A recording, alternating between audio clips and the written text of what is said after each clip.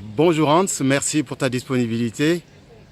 Tu peux peut-être juste te présenter et Oui, bien nous sûr, parler de l'objectif de notre voyage en Russie. bien sûr. Est-ce que tu as pu mesurer comme bilan?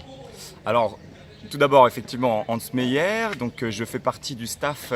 qui a eu le privilège de travailler sur la coordination de ce projet Coupe du Monde Russie 2018 pour l'équipe nationale Sport FOA. Tout d'abord, le projet avait pour vision de venir encourager l'église locale de Russie. Parce que quand à l'époque nous avions réfléchi à la perspective de venir, il nous paraissait évident que nous viendrions dans une volonté de rencontrer les chrétiens sur place, de pouvoir soutenir nos frères et sœurs, de leur partager tout l'amour que nous avons pour eux et que Dieu nous donne pour eux, et puis bien évidemment réfléchir ensemble à comment par des actions concrètes nous allions pouvoir aller à la rencontre de la population, pouvoir témoigner de l'amour de Jésus en actes et de pouvoir aussi s'apprendre les uns des autres parce qu'évidemment durant tout ce projet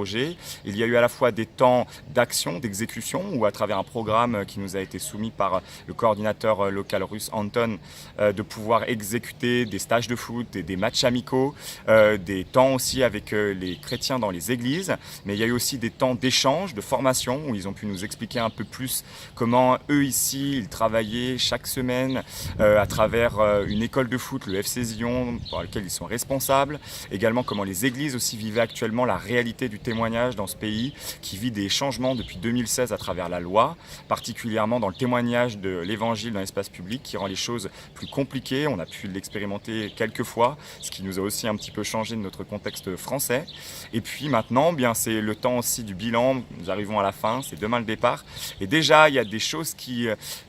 prennent sens dans nos cœurs par rapport à des partenariats, par rapport à cet encouragement, par la volonté peut-être de certains comme Anton de monter peut-être pour la Coupe du Monde féminine 2019, eh bien un groupe de une ou deux filles qui pourraient peut-être venir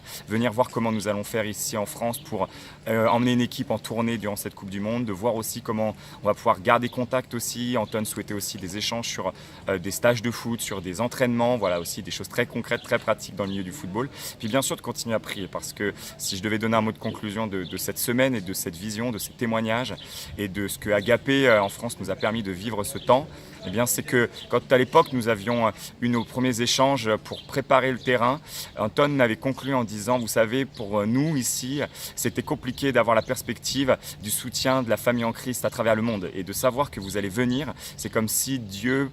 personnifié venait nous rendre visite. Et je trouve que c'est un cadeau extraordinaire que Dieu nous fait en tant qu'homme, d'être ambassadeur de son amour, de son royaume et de pouvoir visiter nos frères et sœurs à travers chacune de nos vies. Donc voilà en quelques mots résumé cette semaine et ce projet. Excellent, merci Hans.